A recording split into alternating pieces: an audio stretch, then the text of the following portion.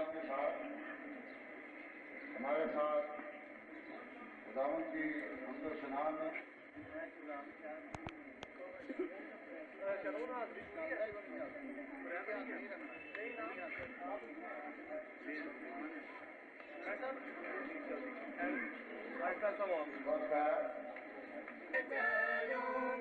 यीशु मेरा मुनाजी मसलूब, चलते चलते नूर में यीशु के साथ, चलते चलते थामता यीशु के हाथ, नूर में मैं रहूंगा पता पाऊंगा, मैं नूर में चलता चलूंगा, मैं यीशु के नूर में सा चलूंगा, वो अंधेरी रात में न डरूंगा, पैर उठाऊंगा दिल से गाऊंगा, चलते चलते थामता यीशु के हाथ, नूर में मैं रहूंगा पता पाऊंगा, मैं नूर में चलता चलूंगा, मैं यीशु के नूर में सा चलूंगा, अपनी बातें रोज मदद पाऊंगा, रज़िया पूछी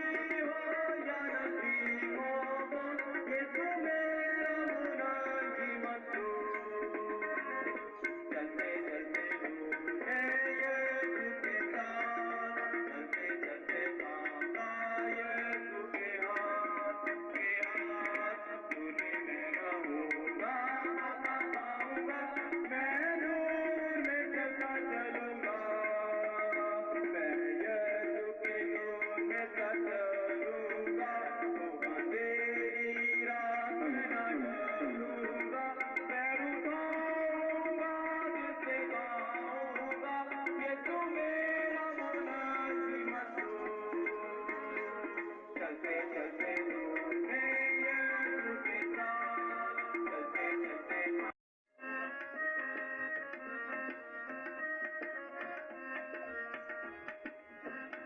रहूने वाले फेरो पुरखिनो आलीशान, रहूने वाले फेरो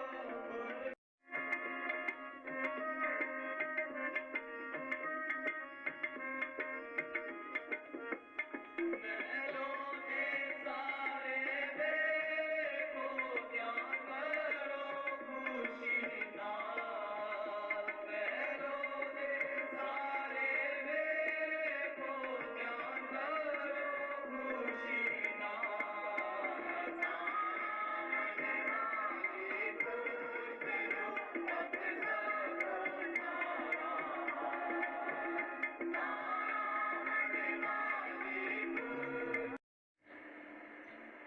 अब मौका है कि हम खुदावंद के कलाम की समझ हासिल करने के लिए डॉक्टर कार्ल बैकर को दावत दें कि वो यहाँ आए और खुदावंद का कलाम आपके सामने पेश करें।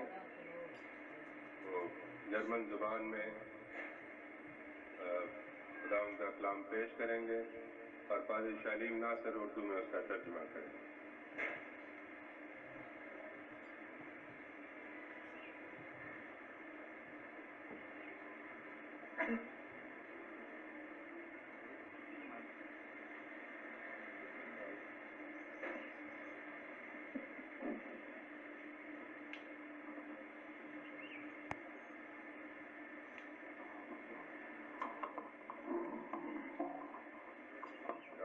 Der führenden Abschnitt dieser Zeit.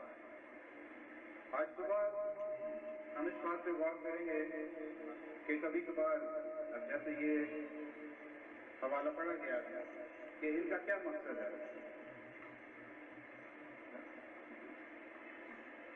Doctor साहब एक मिसाल देते हैं, एक वाक्य बताते हैं और ये हम सब के साथ पेश आता है कि जब वो स्कूल में थे तो उनके वालिद ने कहा था कि अगर तुम अच्छे नंबर लोगे या बाकायदगी से स्कूल में जाओगे तो तुम्हें मैं एक इनाम दूंगा, एक तोहफा दूंगा। अब ये एक आम सी मिसाल है। स्कूल जाएंगे, ठीक है, अच्छे नंबर मिलेंगे, इनाम मिलेगा।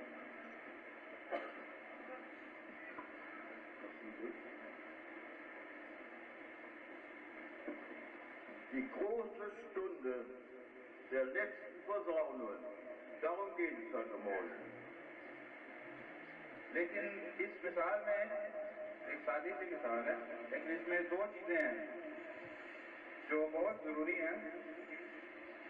पहली चीज है इनाम मिलने की शर्त, किस शर्त पे इनाम मिलेगा, और दूसरी बात है इनाम देने का मकसद। Das zweite Wehe ist dahin.